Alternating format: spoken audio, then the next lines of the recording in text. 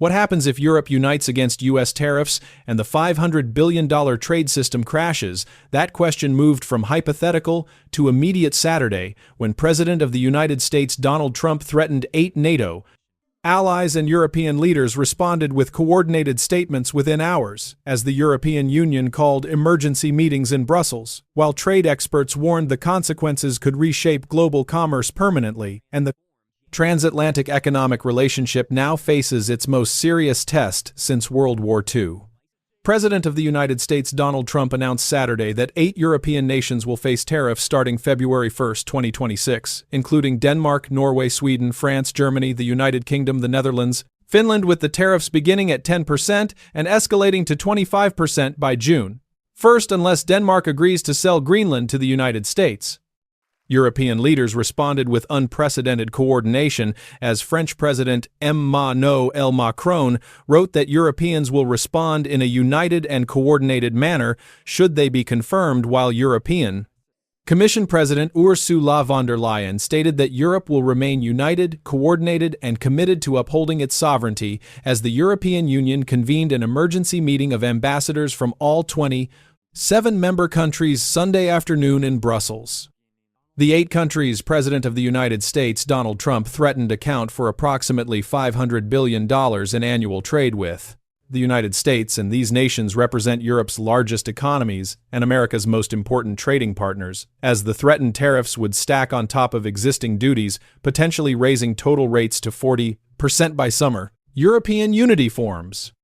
Swedish Prime Minister Ulf Kristersson declared that we will not allow ourselves to be blackmailed, and only Denmark and Greenland decide on issues concerning Denmark and Greenland, marking one of the strongest responses from any European leader.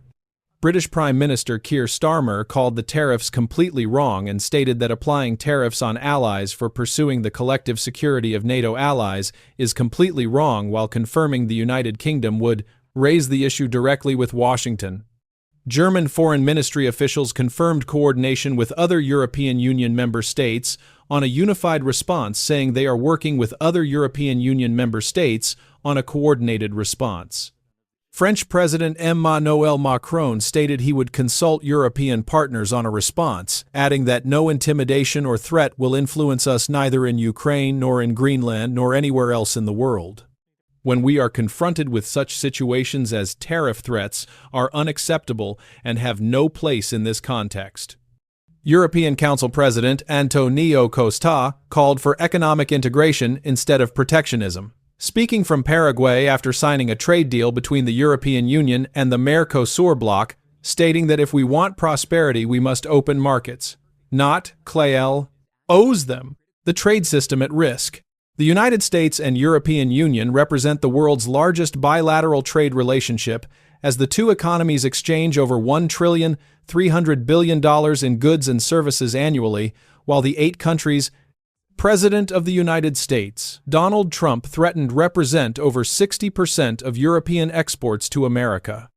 Germany is the European Union's largest economy and America's 5th largest trading partner, while France ranks as the 8th largest trading partner, and the United Kingdom maintains substantial trade volumes with the United Process States. Despite Brexit as combined, these nations form the backbone of transatlantic commerce. Current tariffs on European Union goods to America average 15%, while tariffs on United Kingdom imports average 10%, as those rates were established through agreements reached in 2025. United States Donald Trump's new tariffs would add 10% immediately, and potentially reach 25% by June, meaning total effective tariff rates could hit 40% within 5 months. European Union Foreign Policy Chief Kaja Kallas warned the tariffs benefit adversaries, writing that China and Russia must be having a field day, and they are the ones who benefit from divisions among allies. Danish Foreign Minister Lars Løkke Rasmussen said he was surprised by President of the United States Donald Trump's announcement after what he described as a constructive meeting with Vice President J.D. Vance and Secretary of State Marco Rubio earlier this week, as he stated that we agree with the U.S. that we need to do more, since the Arctic is no longer a low-tension area. Retaliatory tools Europe holds. The European Union maintains established procedures for responding to American tariffs, as during President of the United States Donald Trump's first term, he imposed steel and aluminum tariffs on European imports, and Europe retaliated. With duties on $3.2 billion worth of American products targeting politically sensitive goods including bourbon from Kentucky, motorcycles from Wisconsin, and agricultural products from swing states. Europe holds significant leverage through pharmaceutical regulations, as American pharmaceutical companies generate over $100 billion annually from European markets, while the European Medicines Agency controls drug approvals for 450 million consumers across the European Union, meaning regulatory delays or additional requirements could impact American pharmaceutical revenues substantially. Agricultural markets present another pressure point, as American farmers export approximately $15 billion in agricultural products to Europe annually, including soybeans, corn, wheat, and pork, while European tariffs or phytosanitary restrictions could redirect those markets to Brazilian, Canadian, or Argentine suppliers permanently. Technology sector vulnerabilities exist on both sides, as American tech companies generate roughly $200 billion annually from European operations. While the European Union has demonstrated willingness to regulate American technology firms through digital services taxes, data privacy laws, and antitrust enforcement, meaning enhanced regulatory scrutiny could follow. Tariff escalations. The European Union has used regulatory power effectively in previous disputes, as Brussels forced Apple to pay $14 billion in back taxes to Ireland, while Google was fined over $9 billion for antitrust violations, and Microsoft faced billions in penalties for competitive practices, demonstrating Europe's willingness to target American corporate interests. Supply chain fragmentation. Transatlantic supply chains have integrated deeply over 75 years, as European automotive manufacturers operate major production facilities in the United States, while German automakers alone employ over 120,000 American workers directly, with BMW's largest production facility globally operating in South Carolina and Mercedes-Benz maintaining major operations in Alabama, while Volkswagen produces vehicles in Tennessee. Tariff escalations would disrupt these integrated production networks immediately, as components cross the Atlantic multiple times during manufacturing processes, and a single vehicle contains parts manufactured in multiple countries, meaning a 25% tariff on intermediate goods would increase production costs by double-digit percentages. Companies would face decisions about relocating production or absorbing higher costs. Neither option is simple, as relocating production requires years of planning and billions in capital investment, while absorbing costs reduces competitiveness and profitability, and passing costs to consumers reduces sales volumes. Aerospace represents another deeply integrated sector, as Airbus operates production facilities in Alabama and employs thousands of American workers, while Boeing relies on European suppliers for critical components including engines, avionics, and structural elements, with the commercial aviation sector maintaining complex transatlantic partnerships that took decades to build, and tariffs would destabilize these relationships within months.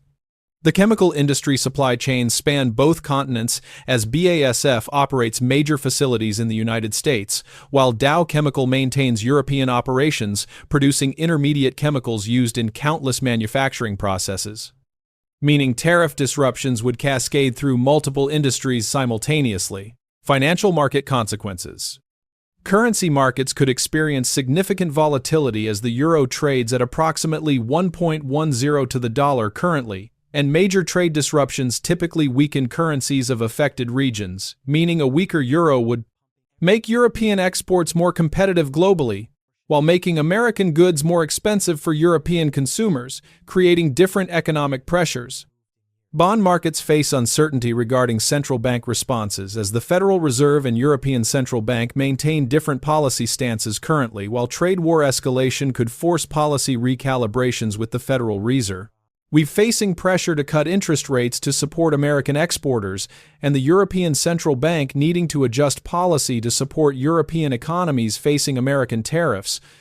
Stock markets in both regions hold substantial exposure to transatlantic trade, as the S&P 500 includes numerous companies generating significant European revenue, while European stock indices contain companies with major American operations.